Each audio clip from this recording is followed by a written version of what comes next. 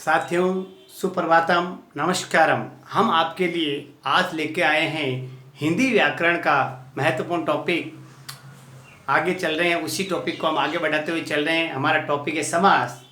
तो हम पहले वाले वीडियोस में आपने देखा समास का अर्थ और उदाहरण, उसके बाद में उसके प्रथम प्रकार अवयव भाव, फिर हमने उसके अगले वाले द्वंद्व और द्विगु समास, फिर हमने पढ़ा था तत्पुरुष समास, और आज हम पढ़ रहे हैं बहुब्रीहि समास।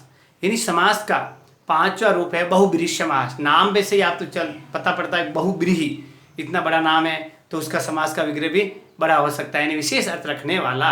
अर्थात आपको बताने में खुशी हो रही है कि सरकार ने लॉकडाउन बढ़ा दिया है, लेकिन आप चिंता मत कीजिए। आपके लिए खुशी की बात यह है कि हमने आपके लिए एक ही प्लेटफॉर्म, हमारे यूट्यूब चैनल शहर हैप्पीनेस संस्कृत एजुकेशन लॉन्च किया है। यहाँ पर आपको सभी विषयों से रिलेटेड महत्वपूर्ण टॉपिक्स की जानकारी मिलती है। तो आप सब हमारे बच्चों के लिए वहाँ तक पहुँचाने की आप कड़ी बने और बच्चों को इस लॉकडाउन में घर पर ऑनलाइन एजुकेशन के लिए प्रेरित करें और बच्चे शिक्षा से वंचित नहीं रहे, उन तक ये शिक्षा पहुंचाने की आप अपना महत्वपूर्ण भूमिका अदा करें। तो साथियों, हम पढ़ते हैं बहुब्रीहि समास। बहुब्रीहि समास एक ऐसा समास होता है जिसमें कोई भी पद प्रधान नहीं होता। ध्यान रखना, देखो, कोई पद प्रधान नहीं, कोई पद प्रधान नहीं होता है। यह महत्वपूर्ण बात इसमें है कि बहुब्रीहि एक ऐसा समास है जिसमें कोई भी पद प्रधान नहीं होता है। लेकिन मैं बताता हूं, एक सामान्य अर्थ के अलावा देखो इसमें एक विशेषता है, सामान्य अर्थ के अलावा अन्य विशेष अर्थ निकलता है। ध्यान रखना, विशेष अर्थ निकलता है, यानी जिसमें कोई निकल, जिससे मैं बताना चाहता हूं नीलकंठ। देखो नीलकंठ, क्या लिखा मैंने? नीला है कंठ जिसका, अर्थात क्या लिखेंगे? शिव।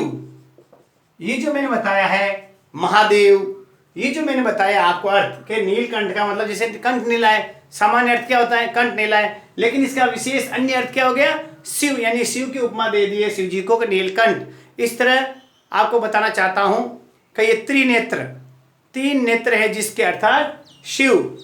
गजानन, गज के समान आनन है जिसका, अर्थात गज के समान चेहरा मुख है जिसका, तो क्या हो गया? गणेश। इस तरीके से मैं आपको जो विशेष अर्थ होते हैं उनके बाद में आपको बताना चाहता हूं। तो वही हमारा बहुब्रीहि समास है, यानी एक ऐसा समास जिसमें कोई पद प्रधान नहीं होता हो। लेकिन महत्वपूर्ण बात है, इस समास में सामान्य अर्थ के अलावा एक अन्य अर्थ को प्रधानता दी गई है, जो विशेष निकलता उसको प्रधान माना गया, ये ध्यान रखना है।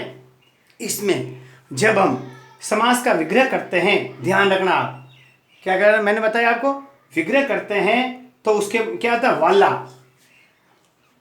वाला, जिसका, जिसकी, ये जो सब बता रहा हूं आप ध्यान रखना, ये समास विग्रह में काम आता है। वाला, है, जिसका, जिसकी, जो, ये शब्द आपको महत्वपूर्ण बता रहा हूं। जिससे, जिसके या वह, ये इतने शब्द आपको जब समास का क्या करेंगे? विग्रह करेंगे, तो इन शब्दों में से किसी का चयन करके हम करते हैं। देखो, जिसे मैं बताना चाहता हूं आपको, चतुर्भुज। क्या लिखा मैंने? चार भुजाओं वाला। सामान्य अर्थ हम क्या कहते हैं? चतुर्भुज यानी चार भुजाएं वाला, चार भुजाओं वाला। इसको हम चतुर्भुज को देखो, चार भुजाएं हैं, इसको हम द्विगु में भी लेते हैं। लेकिन इसका यदि अन्य अर्थ प्रदान होता है, देखो कि चार भुजाएं हैं जिसकी, अर्थात कौन वे चार भुजाएं वाले? बताओ, लगाओ आप लोग भी दिमाग। यानी चार भुजाएं हैं जिसकी, अर्थात इसको हम चार भुजाएं हैं जिसकी वह, ऐसे भी लिख सकते हैं, वह है विष्णु। क्या लिखेंगे? चार भुजाएं हैं जिसकी वह, आपके समझ आ गया? यानी अन्य अर्थ निकल रहा है, और अन्य अर्थ क्या होता है? प्रधान होता है। ध्यान रखना, अन्य अर्थ की क्या होती है? प्रधानता, अन्य अर्थ की प्रधानता। ये महत्वपूर्ण बात हमारे इस बहुब्रीहि समास में है। मैं आपको उदाहरण के माध्यम से बताना चाहता हूं। जैसे सुग्रीव, सुंदर गिरवा यानी गर्दन है जिसकी, सुंदर गर्दन है जिसकी, कौन बताओ, बता सकते हैं आप? यानी सुंदर गिरवा है जिसकी, या फिर सुंदर गिरवा है जिसकी, वह कौन है? सुग्रीव, यानी एक क्या, वानर सेना का सेनापति। अब देखो, मयूरवाहन, मयूरवाहन है जिसका, कौन है भाई बताओ? कार्तिकेय। क्या है? कार्तिकेय। क्यों कि मयूरवाहन किसका है? कार्तिकेय का। इस तरह जो आपके अन्य अर्थ निकलते हैं, उन अर्थों की जो विशेषता बताई जाती है उसको हम समास विग्रह में बताना चाहता हूं। देखो, अष्टाध्याय, क्या लिखा मैंने? अष्टाध्याय। ये दिखने में तो आपको सामान्य अर्थ में क्या है? 8 अध्याय, यानी 8 अध्याय। एक क्या है, उसको द्विगु समास बोलते हैं, लेकिन इसको हम लिखेंगे अष्ट अध्याय। क्या लिखा मैंने? अष्ट अध्यायों, अष्ट अध्यायों की पुस्तक है जो वह, अष्ट अध्यायों की पुस्तक है वह जो, यानी पाणिनि द्वारा रचित पुस्तक। पाणिनि, अष्टाध्यायी यानी पाणिनि की रचित पुस्तक, ज्ञान की पुस्तक। आया समझे? अब देखो, दिगंबर यानी दिशाएं जिसका है अंबर।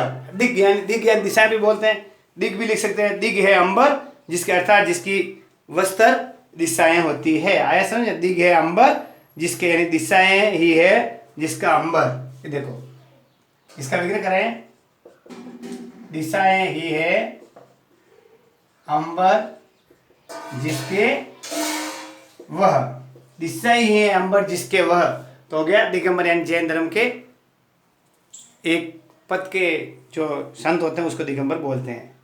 जलज, देखो, जलज, जल में जन्म लेने वाला, यानी जन्म ने, जल में जन्मने वाला है वह, कौन हो गया? ब्रैकेट में कमल। इस तरीके से जलज का जो हम समास वगैरह करेंगे, जल में जन्मने वाला है वह, अर्थात कमल। अब देखो, एक मैं बताना चाहता हूं, सुन लेना आपको। देखो, मूर पर, अब देखो, मूर पर अरी है। देखो क्या लिखा मैंने? मूर पर अरी है। ध्यान रखो, मूर पर अरी है जो वह, ये मैंने विग्रह करके लिखा, आपको ध्यान रखना। ये मैंने क्या बताया आपको? विग्रह बताया, मूर पर अरी है जो वह। अब इसका समास क्या बनेगा? इसका ऐसा भी क्वेश्चन बन सकता है, मूर पर अरी है वह का समास बनाइए। कौन सा समास है ये पहले तो बताइए। ये अरी है वह, ये तो क्या बहुब्रीहि, इसका अर्थ होता है जिसके मुंह पर बांसुरी है। तो कौन हो गए? श्री कृष्ण। क्या हो गए? ये तो अन्य अर्थ में कृष्ण हो गए। इसका समास बनाने के लिए क्या आएंगे? मुरारी। क्या लिखेंगे? क्या लिखेंगे भैया हम? मुरारी। क्या लिखेंगे? मुरारी। क्यों लिखेंगे मुरारी? यानी मूर पर अरी है जिसके, अर्थात जिसके मुंह पर, मूर यानी मुंह पर जो बांसुरी है, अरी यानी ओट, मूर यानी मुरली, मूर में मुरली होता है, अरी यानी ओट होता है, यानी जिसके ओट पर बांसुरी है श्री कृष्ण, और इसका मुरारी, ये समास विग्रह हुआ, इसका समास बना हमारे मुरारी। आपको अच्छी तरह समझ में आ रहा होगा। मैं आपको एग्जाम्पल के माध्यम से बनाना चाहता हूं। अब बताते हैं दशानन। देखो, दशानन, 10 है आनंद जिसके, अर्थात रावण 10 आनंद है जिसके वह। इसको देखो, 10 आनंद है जिसके वह, 10 आनंद है जिसके वह, क्या लिखेंगे? रावण। तो दशानन शब्द है जो हमारे बहुब्रीहि समास का उदाहरण है। यानी बहुब्रीहि समास के अंदर आपको ऐसे दिमाग में रखना होगा कि इसका विशेष अर्थ क्या होता है। जैसे मैं आपको बताऊं, षडानंद, 6 आनंद है जिसके, 6 आनंद, 6 आनंद वाला कौन है भाई? कार्तिकेय। ये आपको 2-4 उदाहरण बताना चाह रहा हूं कि कौन क्या होता है। इसके लिए उदाहरण मैं आपको 2-4 और जोड़ जोड़ बोल देता हूं। देखो, मयूरवान, मयूर है वान जिसका, ये भी कार्तिकेय। आशुतोष, आशु यानी शीघ्र प्रश्न होता है वह, शीघ्र प्रश्न होने वाले कौन है? आशुतोष किसको कहा गया है? शिव को कहा गया है, यानी शिव का पर्यायवाची शब्द है आशुतोष। घनश्याम, घन जैसा श्याम है वह, यानी काले रंग वाले, काले बादलों के रंग जैसे कौन है? श्री कृष्ण। घनश्याम किसका भावार्थ निकलता है? घनश्याम, घनश्याम श्री कृष्ण से संबंधित है, तो घनश्याम भी हमारा एक बहुब्रीहि समास है। अब वाल्मीकि, वाल्मीकि से उत्पन्न है वह, जो रामायण के रचयिता है। अब मैं आपको गिरिधर, गिरि को धारण करने वाला है जो वह, गिरि को धारण करने वाला है जो वह गिरधर, तो किसके लिए यह हुआ प्रयुक्त अन्य प्रधान अर्थ? कृष्ण के लिए, तो गिरधर भी हमारा बहुब्रीहि समास है। अब मैं आपको बताना चाहता हूं पीतांबर, पीत अंबर है जिसके, अर्थात जिसके पीले वस्त्र हैं, किसको कहा गया है? पीतांबर, विष्णु को कहा गया है। महादेव, देवताओं में महान है जो वह शिव, ये जो मैं बता रहा हूं ध्यान रखना आप। मधुसूदन, मधु को मारने वाला है जो वह श्री कृष्ण।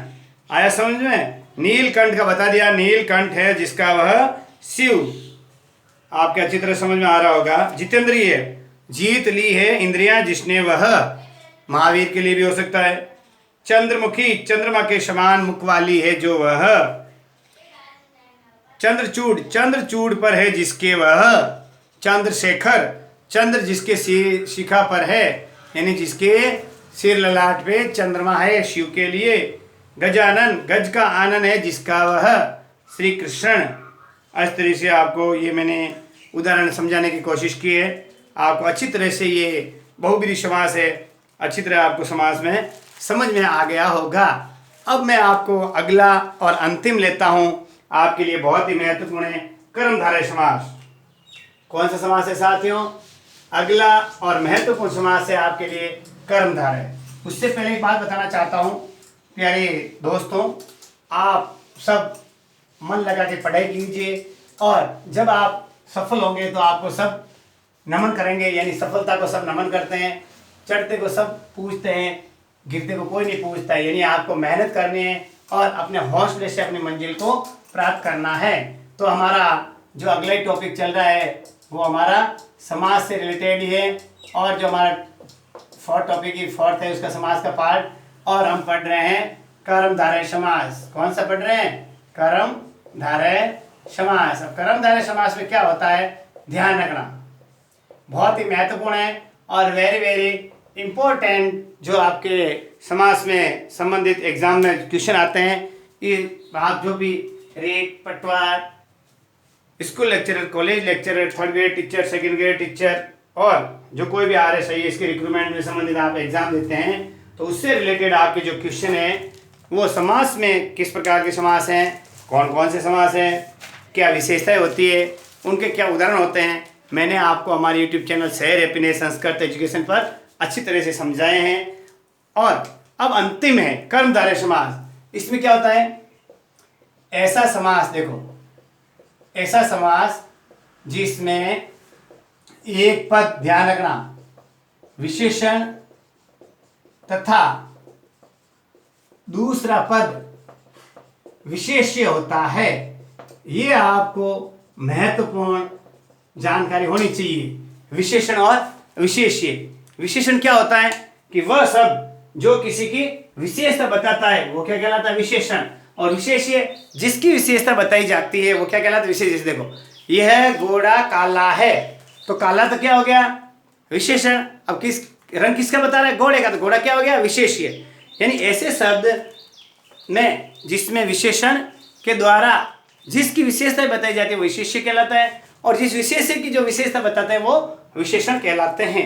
अच्छी तरह आपके समझ में आ गया होगा। मेरे कहने का मतलब ये है कि कर्मधारय में एक पद विशेषण होता है और दूसरा विशेष्य होता है। और अब ध्यान रखना, देखो उपमान और उपमेय, उपमान और उपमेय होता है, कहीं कहीं उपमान और उपमेय होता है। ध्यान रखना, उपमेय और उपमान का संबंध होता है। ऐसा यानी रूपी शब्द जैसे उसमें हमेशा किसका लेते हैं? रूपी, यानी उपमा दी जाती है। ध्यान रखना, उपमान और उपमेय क्या है? उपमेय वे होता है जैसे देखो मृग नयनी, यानी आंखें किसके, आंख की उपमा किसके दी गई है? नयन के, नयन नयन नयन यानी आंख, मृग यानी उसकी आंखें किसके समान है, मृग नयन यानी मृग के रूपी, मृग रूपी आंखें। मीनाक्षी, मीनाक्षी यानी मीन के समान आंखें, तो क्या हो गया ये मीनाक्षी हो गया। आपका चित्र मैं बताना चाहता हूं कि किसी की क्या बताए उपमा दी जाती है, ध्यान रखना। उपमा अलंकार भी आपने पढ़ा होगा, अलंकार से संबंधित आपको वीडियोस बताए जाएंगे। तो उपमेय जो होता है वो हमेशा उपमा किस समास में दी जाती है, आपके कर्मधारय समास के अंदर उपमा और उपमेय भी कभी कभी दिया जाता है। अब जैसे देखो मैं आपको लेना चाहता हूं नील कमल, देखो नील कमल। अब सीधा देखो ये दो आपके पास में पद है नील और कमल, तो कमल तो क्या है विशेष्य देखो, और कमल की क्या बता रहा है विशेषता, यानी कमल कैसे रंग का, नील रंग का, तो नील क्या हो गया विशेषण। तो मैं आपको महत्वपूर्ण बात ये बताना चाहता हूं कर्मधारय की पहचान कैसे की जाए। कर्मधारय का समास है, इसके अंतर्गत हमको दो शब्द मिलेंगे, एक विशेषण होगा और दूसरा विशेष्य होगा, उसकी विशेषता मतलब नील कमल। अब नील कमल एक कौन सा समास है, कर्मधारय समास। इसका विग्रह करेंगे नीला जो कमल, क्या लिखेंगे नीला जो कमल, ये इसका हो गया विग्रह, समास का विग्रह। आ सकता है परीक्षा में नील कमल कौन से समास का उदाहरण है, तो आपको बताना कर्मधारय समास का। नील कमल शब्द का शुद्ध समास विग्रह कौन सा होगा, नीला जो कमल। आया समझ, नीला जो कमल। इस तरीके से मैं आपको महापुरुष, देखो महापुरुष। अब देखो पुरुष, पुरुष क्या है विशेष्य है, पुरुष की क्या विशेषता बता रहे, महापुरुष यानी पुरुषों में महान है, महान है जो पुरुष। इसका करेंगे देखो महान है जो पुरुष। ऐसे यानी जो शब्द अधिकतर आपके इसमें क्या यूज में लिया जाता है, अच्छी तरह आपको समझ में आना चाहिए। इसमें रूपी और जो लिया जाता है, आप जैसे देखो घनश्याम, देखो घनश्याम मैंने आपको उसमें वो बहुब्रीहि बताया, यानी घन के समान श्याम, घन के रंग वाला, तो घन समान श्याम यानी घन जैसा श्याम।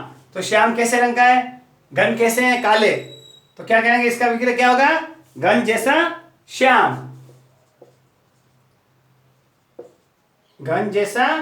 वापस लिख देते पूरा ही, देखो घन श्याम का होगा घन जैसा श्याम, घन जैसा श्याम, घन श्याम। ये हमने इसको कर्मधारय समास में लिया है, आपको अच्छी तरह समझ आना चाहिए। घन श्याम जो हमने लिया है वो किस में आया, कर्मधारय समास में। और इसको यदि बहुब्रीहि बनाएंगे तो क्या हो जाएगा, श्री कृष्ण भी हो सकता है, लेकिन आपको कर्मधारय बनाने में यही रखना। अब मैं आपको बताना चाहता हूं जैसे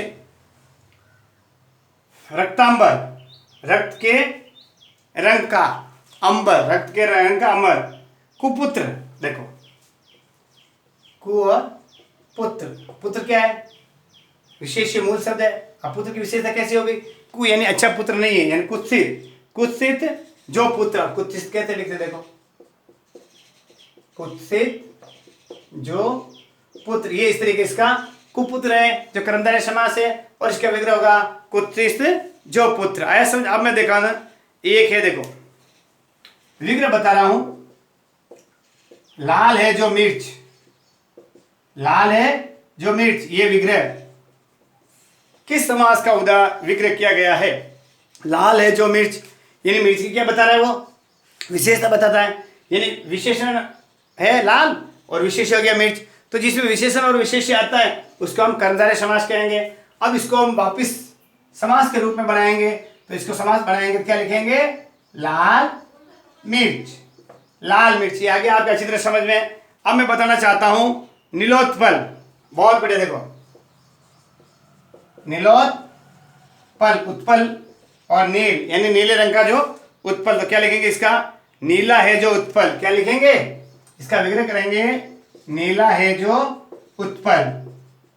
आपको अच्छी तरह समझ में आ रहा होगा, मैं कोशिश कर रहा हूं, आप लिखना चाहो तो भी आराम से लिख सकते। जैसे मैं बता रहा हूं चंद्रमुख, चंद्रमुख। अब मुख क्या है विशेष्य, मुख की विशेषता कैसी बताई गई है चंद्रमा के समान, तो क्या करेंगे चंद्र जैसा मुख।